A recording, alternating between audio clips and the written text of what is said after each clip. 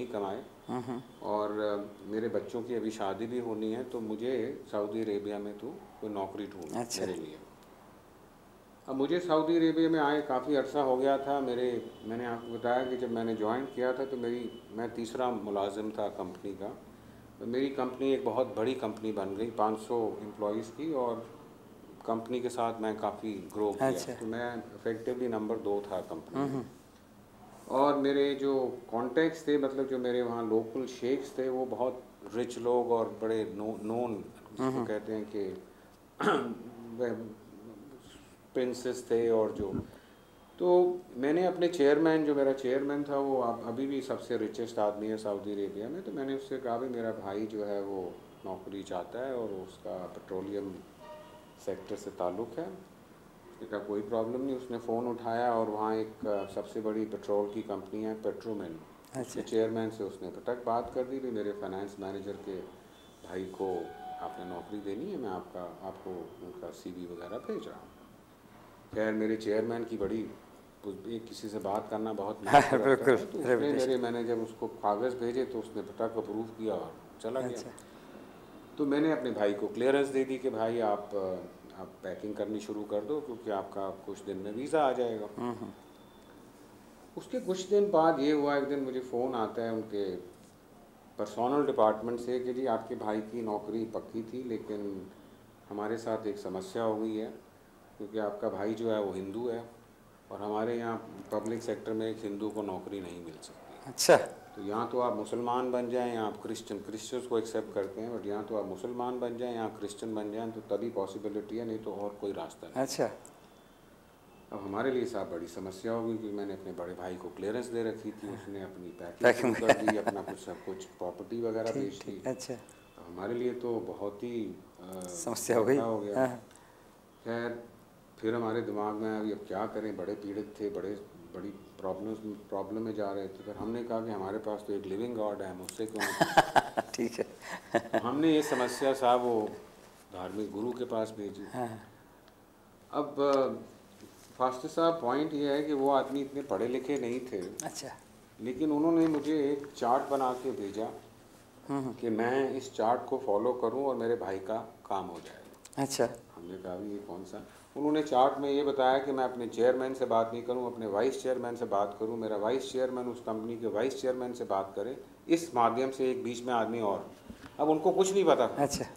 उन्होंने एक मुझे चार्ट बना के दिया, उस चार्ट को मैंने इम्प्लीमेंट किया, और आप मानेंगे नहीं भाई साहब कि वो मेरे भाई को नौकरी तो मिली, लेकिन जिस पोजीशन पे हम पहले चाह रहे थे उससे एक ग्रेड और ऊपर। ओह तो अच्छी। आप अंदाज़ा लगा सकते हैं कि हाँ हमारा उस बिल्कुल, इंसान ज़मीन जो के खिसक ऊपर गई। समझ कितना आ रही मुझे। हमारे लिए तो लिविंग गॉड थे। हाँ जी। तो खैर उनका देहांत हो गया और वो ख़त्म हो गई। फिर time is a healing factor. उसके पश्चात 1989 में मैं कनाडा इमिग्रेट कर गया सऊदी अरेबिया अच्छा। से। और आप तो कनाडा टोरंटो के हैं, हम लोग ठीक उस ठीक। टाइम रहते थे रिचमंड हिल। अच्छा आई नो। हमारे एक मित्र थे जो सऊदी अरेबिया में हमारे साथ थे, उनका घर था, हम वहाँ जाके उनके साथ रिचमंड हिल में रहे। अब ऐसे था पास्टर साहब के पिछले 6-7 साल से मेरी सेहत जो थी वो थोड़ी ठीक नहीं चल रही थी। अच्छा। मतलब ये नहीं कहूँगा कि मैं कोई बेड रिडन था या अच्छा। मंजी पे लेटा था, बट मेरी सेहत में कभी पेट की समस्या थी, कभी कुछ और छोटी मोटी चलती रहती थी। लेकिन मैंने कभी इसके ऊपर इतना गौर नहीं किया था, क्योंकि मेरे पास काफ़ी रिस्पॉन्सिबिलिटी थी कंपनी की, और मैं करीबन 17-18 घंटे काम करता था। अच्छा। तो मुझे ये लगा कि भाई शायद मुझे काम का ज़ोर है और मेरी नींद भी पूरी नहीं होती, तो ये शायद वजह होगी। लेकिन साहब हम जब कनाडा गए, कनाडा हम इमिग्रेट करे थे अगस्त ऑफ 1989, जब अच्छा। अगस्त इज़ अ रिलेटिवली माइल्ड हाँ क्लाइमेट ठीक है। यस। In Toronto. लेकिन जब मैं वहाँ गया तो साहब मेरा जो सिस्टम है वो कम्प्लीटली सिस्टम फेलियर होना शुरू हो गया। मेरा जो हार्ट है वो 150 रिदम पर मिनट बीट करता था, मतलब धक धक धक जिसको 150। 150 नॉर्मल रिदम होती है 72। हाँ हाँ। मेरा हार्ट ये तो डबल हो गई, 150 डबल से भी रिदम, ज़्यादा हो गया। उससे भी ज़्यादा। हाँ। मेरे हाथ और पैर जो थे वो ठंडे हो जाते थे, अच्छा। बर्फ़ हो जाते थे। मतलब कहने का है कि मेरा मल्टीपल सिस्टम फेलियर शुरू हो गया। मेरी अच्छा। में इतनी हिम्मत नहीं होती थी मैं घर से बाहर अकेला निकल जाऊँ, हालांकि मेरी वाइफ होती थी मेरे साथ, मतलब कहने का है कि मेरा टोटल कोलैप्स हो गया हेल्थ वाइज। अच्छा।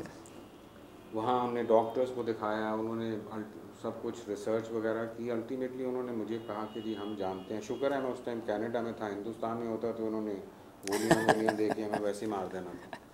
तो उन्होंने कहा जी कि हम आपको आपकी समस्या है, हम बिल्कुल जानते हैं, आपका हार्ट बीटिंग बहुत तेज़ है, लेकिन हम इसको हम इन्वेस्टिगेट हमने पूरा किया, लेकिन हमें कुछ नहीं पता लगा कि अच्छा। क्या कॉज है। ओह। हम आपको जो दवाई दे रहे हैं वो सिम्टोमेटिक दवाई दे रहे हैं कि अगर आप कभी बर्दाश्त नहीं कर सकें तो आपका हार्ट रेट हम नीचे कर सकें, अच्छा। लेकिन हमारे पास इसका कोई इलाज नहीं है अभी तक। हम जो अच्छा। कर रहे हैं, उन्होंने सारी इन्वेस्टिगेशन की।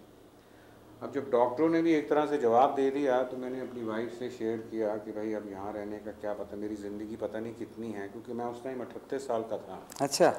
और हमें ये नहीं पता था कि हमने कितने दिन जीना है। मतलब आप समझ लीजिए कि अगर आप 150 रिदम हार्ट बीट पे चल ओह रहे यस। हैं तो कितना आदमी को होगा, मतलब हाँ कितनी देर बिल्कुल। चलेगा, धक धक ठीक अंदर ठीक। से आवाज़ कानों में आवाज़ आती थी अच्छा। हार्ट चलने ओह। की। तो मैंने इससे शेयर किया कि भाई अब नई जगह पे आए हैं, नई ज़िंदगी एक तरह से शुरुआत करनी है हमें। मेरी तो हालात ही नहीं है कि भाई हम यहाँ पर एक तरह से नया कार्यक्रम शुरू कर सकें।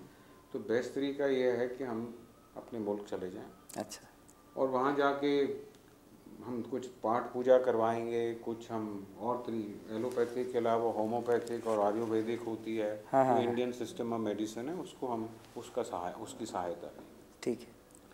तो हमने साहब अपना सामान बाउंडेड वेयर हाउस में डाला और आज तक वहीं पड़ा है 13 साल से। Is that right? तो हम लोग फिर वापस आ गए अच्छा। इंडिया में। और जब हम इंडिया आए तो हम और भी ज़्यादा धार्मिक हो गए पहले से भी। मतलब पहले ही मैं बहुत था, लेकिन यहाँ आके मैं 4-4 5-5 घंटे मंदिरों में बैठता था, ये अपने गुरुद्वारे में पढ़ती थी, पाठ पूजा करते थे। अच्छा। लेकिन कुछ समाधान नहीं हुआ। बहुत डॉक्टर्स को हमने दिखाया, सब ने कहा जी हाँ ठीक हो जाओगे, ये है, बट वो सिर्फ मन की अभिलाषा थी, लेकिन कुछ भी नहीं हुआ। फिर एक दिन ऐसे हुआ कि एक हमारे मित्र मिले, उन्होंने हमें कहा कि भाई हमारे एक और मित्र होते थे जो सऊदी अरेबिया में थे। अच्छा। उनका नाम तो मैं नहीं अब इस टाइम लेना चाहूँगा, बट वो बाद में हमारी दिल्ली की जो इलेक्ट्रिसिटी सप्लाई कंपनी है इसके चीफ इंजीनियर बन गए। अच्छा। तो उन्होंने कहा कि वो आदमी जो है वो, उसको सऊदी अरेबिया में भी शौक़ था एस्ट्रोलॉजी का, लेकिन हैं तो इलेक्ट्रिकल इंजीनियर वो, अच्छा। लेकिन उनको बहुत शौक़ था। तो वो वापस आ गए यहाँ पर इंडिया में। तो उन्होंने पामिस्ट्री में कुछ पीएचडी की और कुछ उनको बहुत ज़्यादा शौक़ था। अच्छा।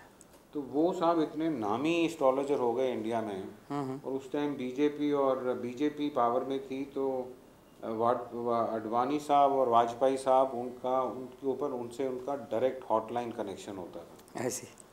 तो उन्होंने कहा भाई तेरा तो दोस्त है वो, तो उसको जाके मिल और तुझे वो तेरा हॉरोस्कोप देखेगा और कुछ ना कुछ तुझे बताएगा, ठीक हो जाएगा। इतना नामी एस्ट्रोलॉजर है वो, मतलब इतना हमारी गवर्नमेंट का जो हाँ हाँ। वो उसके ऊपर इन्फ्लुएंस निर्भर हुआ। होते हैं। ठीक। तो हम उसके पास साहब गए, उसका दफ्तर में सब जगह कंप्यूटर लगे हुए थे। अच्छा। तो उस बहुत अच्छी तरह मेरे से मिला, मेरा दोस्त था। अच्छा। कहने लगा आप फिक्र मत करो, आप मेरे पास 4 दिन के बाद आओ और मैं आपका हॉरोस्कोप पूरी तरह अच्छी तरह हर एक एंगल से निकालूंगा और फिर मैं आपको बताऊंगा क्या करना है। तो 4 दिन के बाद जब उनको हम मिले तो उन्होंने कहा भाई जगमोहन, आपका मैंने सब निगाह से देखा है हॉरोस्कोप, बड़ी एनालिसिस करी है। मैं सिर्फ इस तात्पर्य पे पहुंचा हूं कि आपका मंगल ग्रह ठीक नहीं प्लेस्ड है और यही आपका दुख का कारण है। आपने कुछ नहीं करना, आपने हनुमान जी की पूजा करनी है। अच्छा। हनुमान जी का मैं वैसे ही भक्त था। और आपने कुछ नहीं करना, दिल्ली में हनुमान मंदिर है यहाँ पर कनॉट प्लेस में। यहाँ हनुमान जी का जो दिन होता है वो शनिवार और सोमवार होता है। अच्छा। तो एक दिन पहले उससे हनुमान जी पे चोला चढ़ता है। चोला होता है जो हनुमान जी के ऊपर वो चादर वर्क नहीं, उससे सिंदूर का लेप करते अच्छा। हैं और उसके ऊपर वो फिर वर्क लगाते हैं, उसके आयरन लीव्स जिसको हम वर्क बोलते हैं। अच्छा। और फिर उसके साथ कुछ वो और भी चीज़ें होती हैं सुगंधित वगैरह। तो आपने वो